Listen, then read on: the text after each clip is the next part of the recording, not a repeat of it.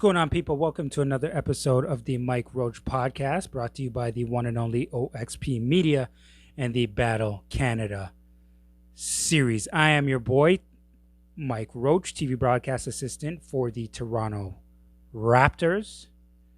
Follow us, oxp.media, on Instagram at MikeRoach7. On Instagram, Mike_Roach_ on Twitter.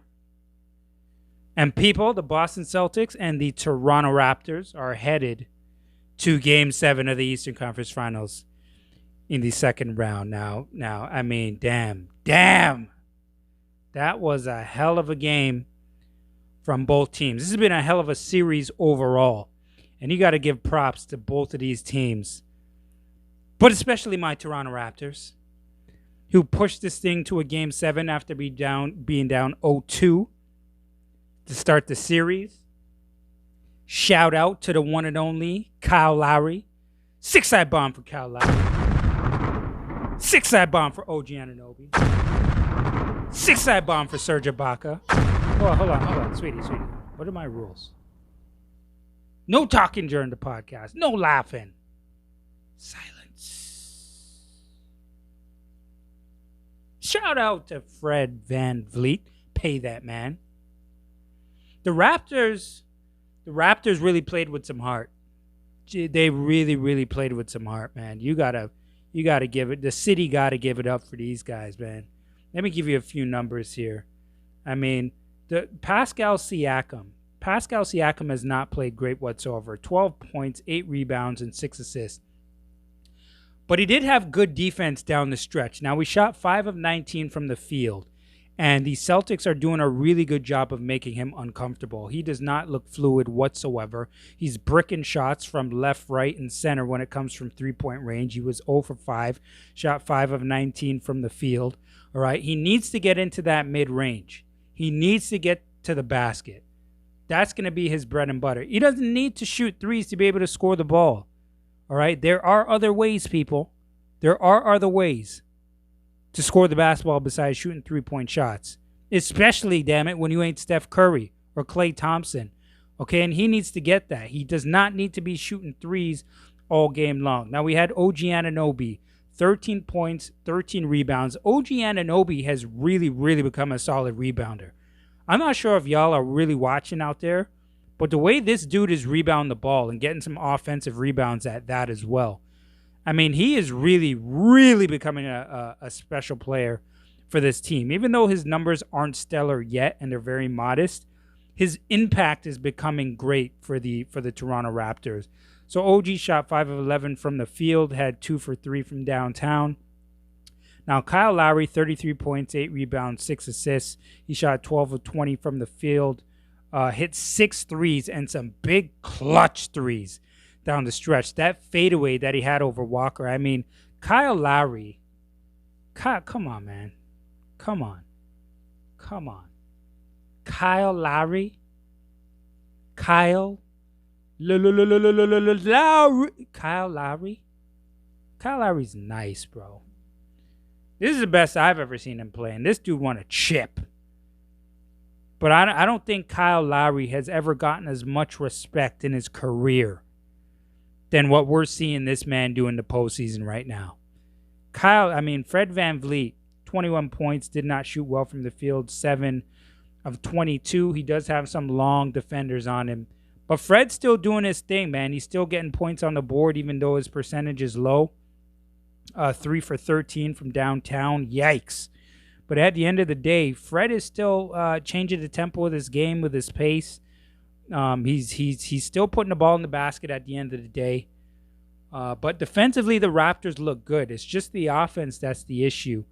And, I mean, Pascal Siakam's still getting shots up. He ain't making them, but at least he's still taking them. And you got to give him credit for that because he ain't scared. He ain't shying away. He's still letting the ball fly. And I'm rolling with Pascal Siakam, even though he hasn't been playing well. I'm rolling with him for Game 7 because, look, if you can get to a Game 7 when your leading scorer has not shown up, if he does show up, and he's due to show up soon, I'm going to take Pascal Siakam and the Raptors in Game 7 because I believe he will show up. I believe he will show out. I'm hoping he's on his average with at least 45% shooting, at least. But down the stretch, his defense was good. He was closing out heavy on shooters. He was keeping guys in front of him. And you know what? I'm not going to go off on Pascal Siakam like a lot of other people. It's disappointing that he hasn't produced the way we thought he was going to. But at the end of the day, he's still doing his thing. I mean, like I said, he's not looking great, but he made a big shot in overtime from mid-range, and that's where his bread and butter has to be. All right, and let's look at some of these numbers from the game. Okay, now here's some that I have highlighted. 58 rebounds to 46 for the Boston Celtics. 14 offensive rebounds. You need to limit that because we want to limit second chance points. Okay, fast break points, 11 and 9. Okay, which is surprising to me because Toronto can get a lot more buckets picking up that tempo and scoring before the Boston Celtics defense gets a chance to set up. Their defense is really, really aggressive with the Boston Celtics, man. They are stellar. They're a number one defensive team in the league for a reason. But if the Raptors can push that pace, I forgot to talk about my man Norman Powell, who had 23 points as well, 8 for 9 from the free throw line. And Norman Powell was the unsung hero for the Raptors. Playoff Powell. All right, 3 threes in this game. Shot 6 of 11 from the field. I mean, my goodness. Serge Ibaka as well played actually really well. Hit 3 big threes. Now, guys, I'm trying to make this show under 10 minutes, and that means that is a lot of information to pack in, so bear with me. Okay, 10 steals for the Toronto Raptors. This game was really even. Both shot 44%, 101 field goals attempts for the Raptors, 100 for the Celtics. Both made 44 field goals. Both hit 19 threes. I mean, this was dead even.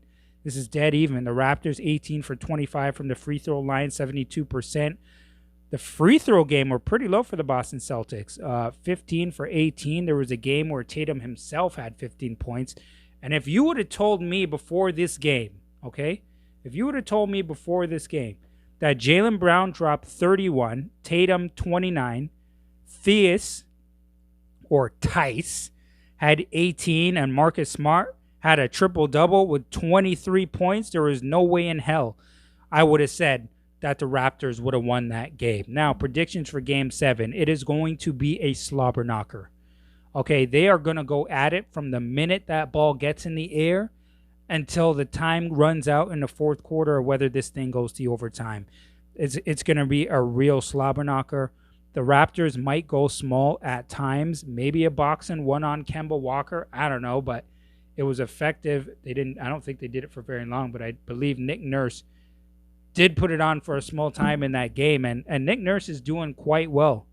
He really, really is. I mean, he is adjusting a little bit. Matt Thomas got a little bit of time in that game, and Norman Powell has actually played a bit better, so he's in the game longer. But guys, Game 7, big Game 7. Everything on the line for the Raptors and the Celtics. One must win and one must go home. Okay? So who the hell knows what's going to happen at this point? This thing is 50-50 to me, and this is what I call an NBA semifinal series. Okay? Boston, Toronto, 9 p.m. Friday night. I don't know what's going to happen, but this is it from the Mike Roach podcast. I will speak to you guys again after the game. OXP.media on Instagram at MikeRoach7, Mike_Roach_ on Twitter. And guys, I mean, this is going to be exciting. Let me know what you guys think. Let me know your predictions. Get in the comments. Get in the comments, guys. YouTube, make sure you subscribe. And I'm looking forward to speaking to you guys again soon after seeing the outcome of this game. So it's your boy Mike Roach, and I'm out.